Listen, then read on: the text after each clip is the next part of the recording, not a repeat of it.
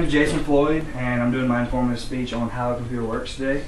I chose how a computer works because I'm fascinated with computers. I'm in college right now as a computer information systems major. I've been working on computers ever since I was 12 years old. I enjoy everything about computers. I've built my own computer. This is an example of one that I built. Quick show of hands, how many of you actually own a computer? And quick show of hands, how many of you actually know how a computer works? Alright, and what do you do on your computer? Music, games, and surf the web. And do you use a computer where you work at? Yes. Alright. Most jobs today actually do use computers where you work at. Back in 2005, there's a survey done that 3 out of 4 Americans own a computer, and that was 5 years ago.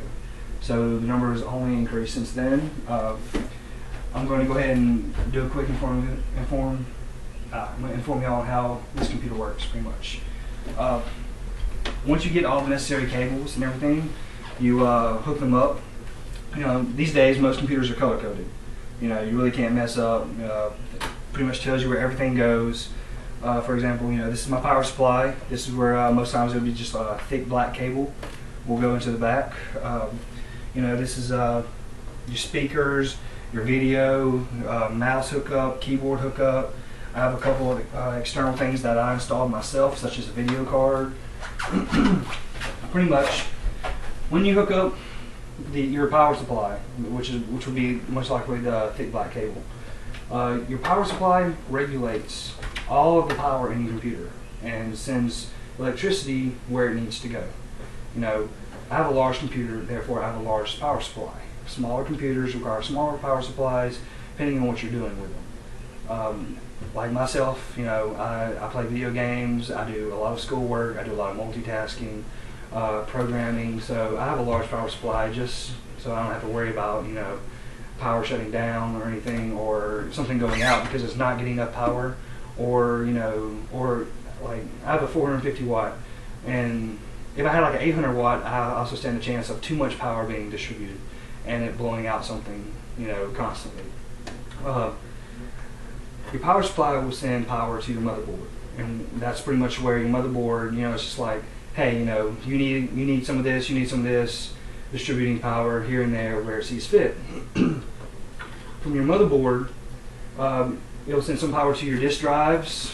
I have 3, which is a little excessive, but I use each one for different ones. One's a burner, one just reads, and one just writes. So from your CD drive, you also have your hard drive. Your hard drive is pretty much where all your music, all your movies, everything you do on your computer is stored. You know, all your files, everything you save on there is stored right here onto your hard drive, also including your operating system.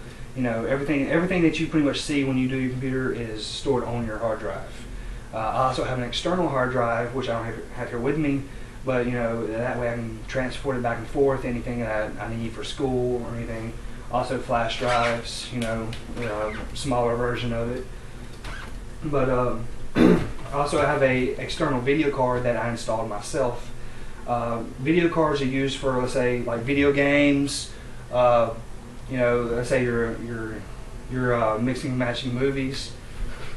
You make music or anything. Video cards can improve the quality of it. You know, it won't be as choppy. It'll run smoother, run faster. You know, create less of a hassle for you. Also on the motherboard, you have your CPU, which is also called your central processing unit. Pretty much, it's the brains of your computer. You know, the faster your CPU, the faster your computer is going to run. The smoother, the better. The less problems you'll have. I have a 2.8 gigahertz processor in mine. Most computers today, you know, if you go buy a brand new computer for, let's say, $300-400 from Walmart, they're only going to have about a 2.2, 2.3 gigahertz processor. I built mine back in 2004, so I mean, it was top of the line back then.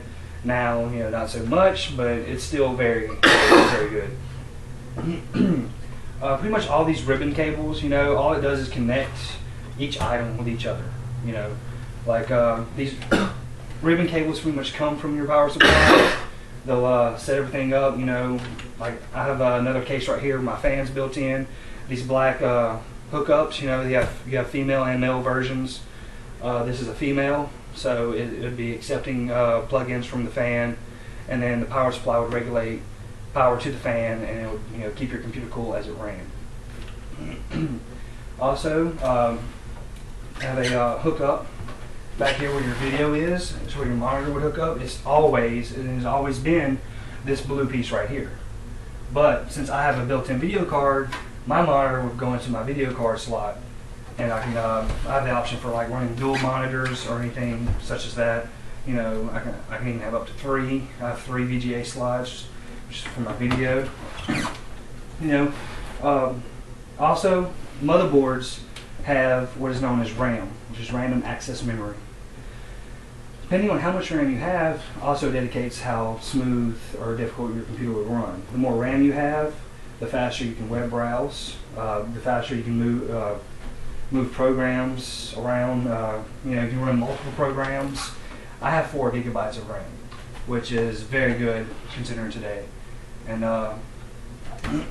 most computers these days, when you buy them right out of the store, come with about 500 megabytes of RAM.